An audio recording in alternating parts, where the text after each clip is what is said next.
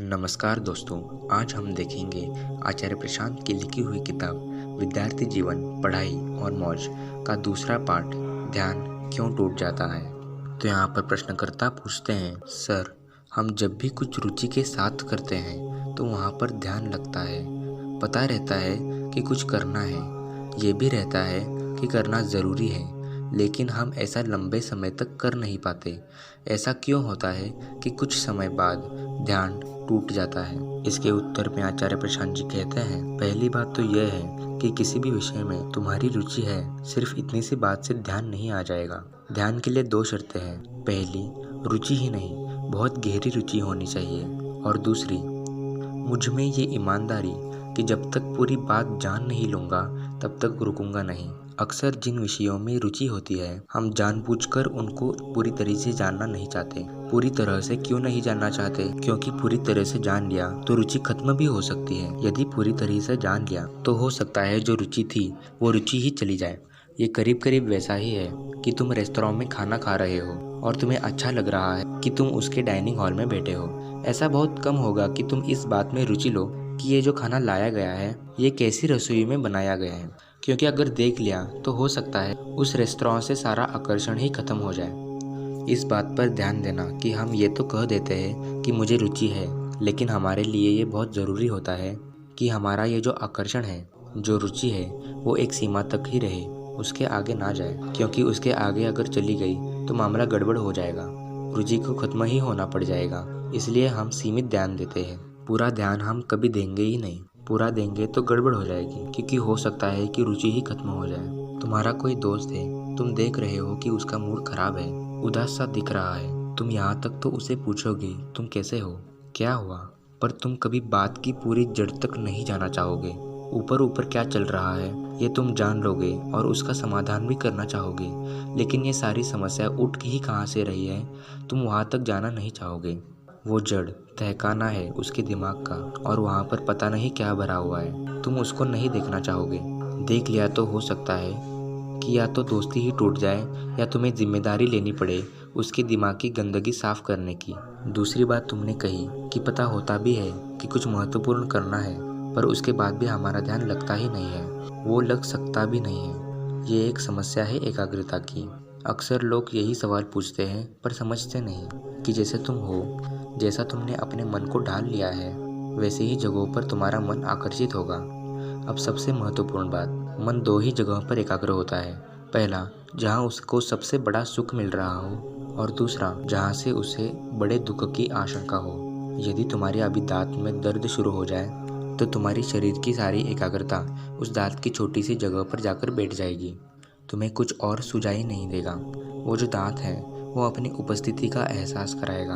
एक घोड़ा है और एक शेर है। एक जगह पर घास रखी है और दूसरी जगह पर मांस रखा है। बात स्पष्ट है कि किसका ध्यान कहाँ केंद्रित होगा।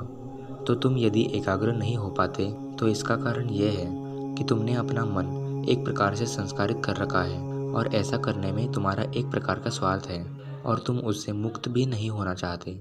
तुम एकाग्रता की बात कर रहे हो। यदि मैं यहाँ पर एक बड़ा सा चित्रों का संग्रह लगा दूँ जिसमें 40-50 अलग अलग तरह के चित्र हो, तो तुम देखना कि तुम ऐसे चित्र पर एकाग्र होना शुरू कर दोगे जो तुम्हें भाता है, जो तुम्हें सुख दे रहा है। बाकी सब तुम्हें दिखाई नहीं देंगे। तुमने अपने मन की संरचना कर रखी है, उसी प्रकार से तुम यहाँ पर आकर्षित हो जाओगे। जैसे तुम्हारी एकाग्रता भी वैसे ही बनेगी। ये हॉल है, बड़ा साफ सुथरा है, चमक रहा है। अभी यहाँ पर एक मक्खी आ जाए तो वो गंदगी ढूंढ लेगी, क्योंकि उसकी पूरी एकाग्रता इसी पर है कि कहाँ गंदगी मिल जाए और वो जाकर वहीं बैठ जाए। जो तुम्हारी गहरी से गहरी इच्छा है, तुम उसी बात पर एकाग्र होना शुरू कर देते हो। ये बात स्पष्ट हो रही है। अब जब सेमेस्टर भर तुम्हारी इच्छा नहीं रही है पढ़ाई करने की, तो तुम सेमेस्टर के अंत में कैसे खुद को एकाग्र कर लोगे। सेमेस्टर भर तुम्हें इस किताब से कोई प्रयोजन नहीं रहा, पर परीक्षा आई है तो तुम चाहते हो कि इस किताब पर पूरे एकाग्रता हो जाए। ये कैसे हो सकता है? हाँ, तुम कोशिश कर लोगे, और कोशिश करके तुम अपनी ऊर्जा व्यर्थ कर लोगे, पर ऐसा करके तुम अपने आप से ही लड़ोगे। जब भी एकाग्रता का सवाल आए तो पहले अपने आप से पूछो कि मैंने अपने मन को कैसा बना रखा है। और फिर तुम पाओगे कि मन ठीक वही जा रहा है जहाँ उसे जाना चाहिए। तुम्हें कोशिश करने की ज़रूरत ही नहीं पड़ेगी।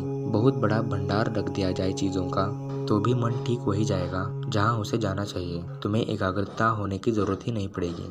इंटरनेट पर कई वेबसाइट होती है और तुम्हें जो चाहिए तुम ढूंढ निकालते हो, क्योंकि तुम्हारी जैसी कंडीशनिंग है वैसी तुम्हारी एकाग्रता होती है। तो अपने कंडीशनिंग पर ध्यान दो कि वो कैसी है और वो लगातार क्या मांगती रहती है। और ये एक लंबी प्रक्रिया है। तुम्हें अपने आप को देखना पड़ेगा कि सुबह से लेकर शाम तक तुम क्या करते हो, क्योंकि अंततः वो तुम्हारी एकाग्रता बन जाती है, क्योंकि वही तुम्हारा मन बन जाता है। तुम सुबह से शाम तक किन दोस्तों के साथ हो, वो कर क्या रहे हैं तुम्हारे मन के साथ, कैसी बातें तुम्हारी कान में पड़ रही है, तुम्हारा भोजन किस तरह का है, तुम अपने मन को लगातार पोषित कैसे कर रहे हो। मन को जैसा बना दोगे वो उधर को ही भागना शुरू कर देगा। तुम मन को घोड़े जैसा बना दोगे तो वो घास की तरफ भागना शुरू कर देगा। तुम मन को शेर जैसा बना दोगे तो वो मांस की तरफ भागना शुरू कर देगा। तुम मन को बिल्कुल साफ करके शीशे जैसा बना दोगे तो उसमें सब कुछ साफ साफ दिखाई देगा।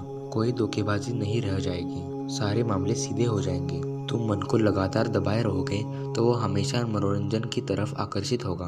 तुम्हारी एकाग्रता हमेशा इस पर रहेगी कि कहीं से मनोरंजन मिल जाए। अब ये तुम्हारी बुद्धि पर है। ये एक प्रकार का स्व प्रेम है कि मुझे अपने आप से कितना प्यार है, कि मेरा जीवन है, मुझे देखना है कि मैं इसके साथ क्या कर रहा हूँ। और फिर कोई सवाल ही नहीं उठेगा कि कैसे एकाग्र हो, क्योंकि मन ठीक उधर को ही जाएगा जिधर को उसे जाना चाहिए। उसको धक्का देने की ज़रूरत नहीं पड़ेगी कि तुम उसको खींच रहे किताब की तरफ चल और वो खिड़की के बाहर जाना चाहता है। फिर ये खींचातानी की नौबत ही नहीं रहेगी। तुम मन को कितना भी खींच लो वो नहीं आएगा, क्योंकि खींचने वाला भी तो वही बेचैन मन है जो भागना चाहता है। मन ऐसा कर लो कि फिर उसको एकाग्रता की ज़रूरत ही ना पड़े। वह सहज रूप से ध्यान में ही रहे, जहाँ भी रहे डूबा हुआ मज़े ले। कोई कोशिश नहीं, बैठे हैं सहजता से सुन रहे हैं। कोशिश क्या करनी है इसमें, बस सहज हो जाओ। लेकिन उसके लिए जैसा मैंने कहा कि दिन भर जो करते हो वो ज़रा होश में करो। देखते रहो कि मन में चल क्या रहा है, क्योंकि जो कुछ भी चल रहा है वो मन पर छाप छोड़ रहा है। वही ज़िंदगी बनेगा, उसको हल्के में मत ले लेना।